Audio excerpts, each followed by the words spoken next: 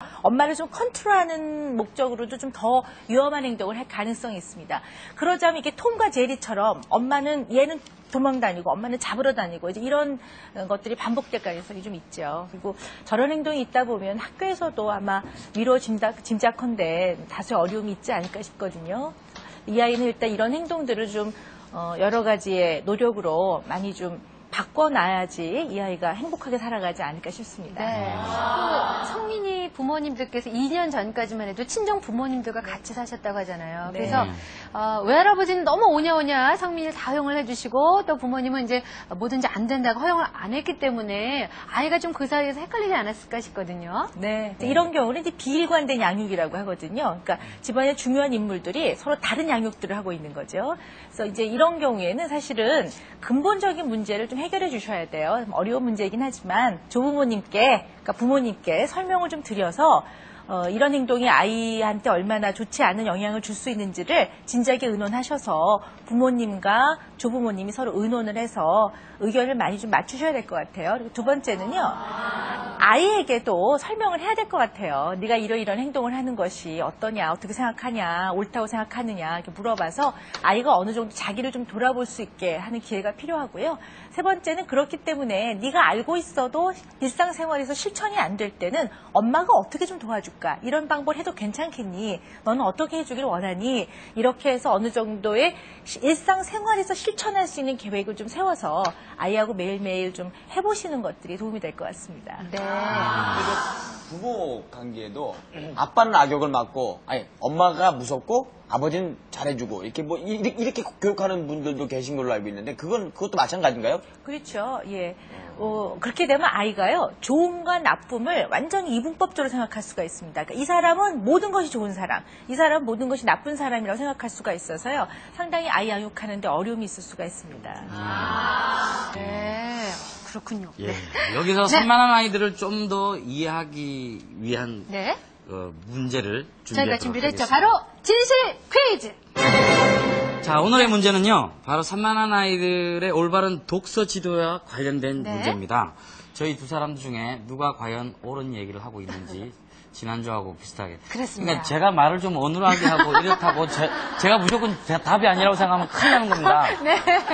일단 좋아하죠. 네. 네. 자, 박민선 씨 거짓말 먼저 들어보겠습니다. 산만한 아이들의 뭐 자꾸 거짓말이라고 그러십니까? 산만한 아이들의 독서 지도는 산만한 아이들에게 가장 중요한 건 일관되고 어떤 그 꾸준한 생활 지도가 필요한 거죠. 산만한 아이들을 여기저기 데리고 다니면서 독서를 읽게 한다면, 책을 읽게 한다면 그거는 아무 도움이 되지 않습니다. 그러니까 정해놓은 장소에, 정해놓은 시간에 항상 책을 읽을 수 있도록 그런 습관을 들이는 게 산만한 아이들 그 독서 습관을 갖게 하는데 가장 도움이 되죠. 그렇지 않죠. 일관적이라는 거. 아니, 말씀해 보세요. 아니, 예. 산만한 아이들이 이렇게 앉혀놓는다고 앉아 있겠습니까?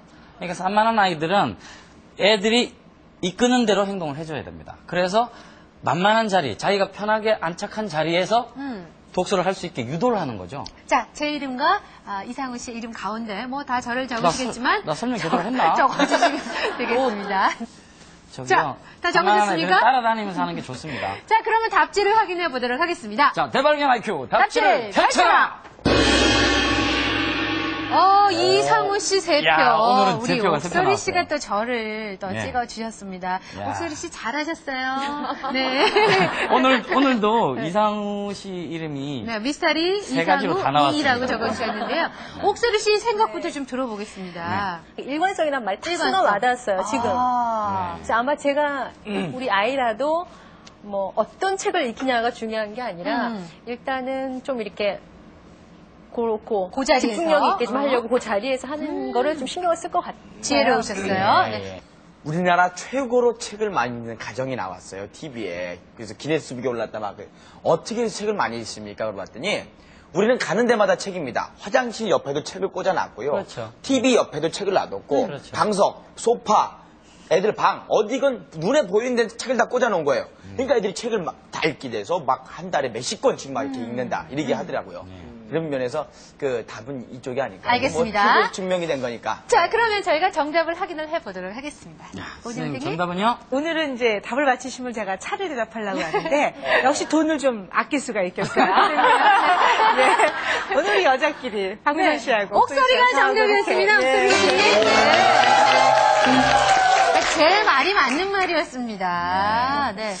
난 이 순서가 너무 좋아. 너무 재밌는데. 일관적인 독서 습관, 그러니까 같은 네. 정해놓은 장소에서 책을 읽는 게 아이들에게 도움이 된다는 말씀이시죠? 네, 사실 책은 책 좋아하시는 분은 어디서도 보죠. 근데 산만한 아이들에 있어서는요, 이 산만한 아이들은 지루한 걸 굉장히 싫어해요.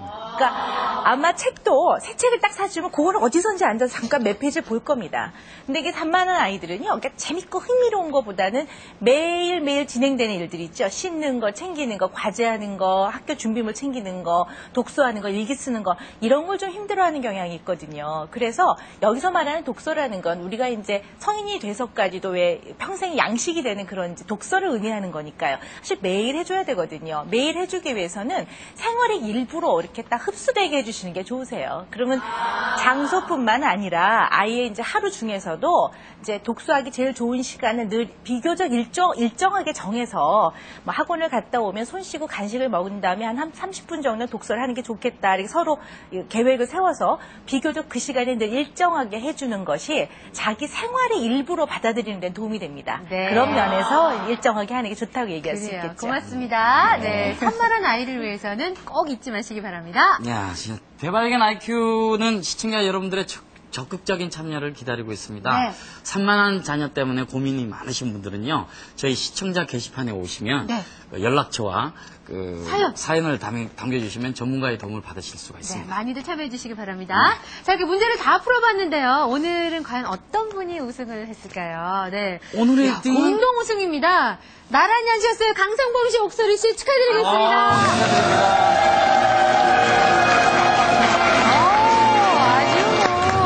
강상범 씨의 발전이 놀랍습니다. 출발부터 좋았어요. 아, 좀 나아지네요. 그러니까요. 사람 되는 느낌이에요. 그 잘하셨습니다. 다음부터 대접 좀 받겠네. 자, 오늘 좋은 말씀 주신 전문가 선생님 감사드리고요. 감사합니다. 네, 고맙습니다. 그리고 오늘 또 함께 해주신 패널 여러분 고맙습니다. 감사합니다. 자, 저희들은 다음 주에 또 새로운 모습으로 찾아뵙겠습니다. 여러분 안녕히 계십시오. 감사합니다.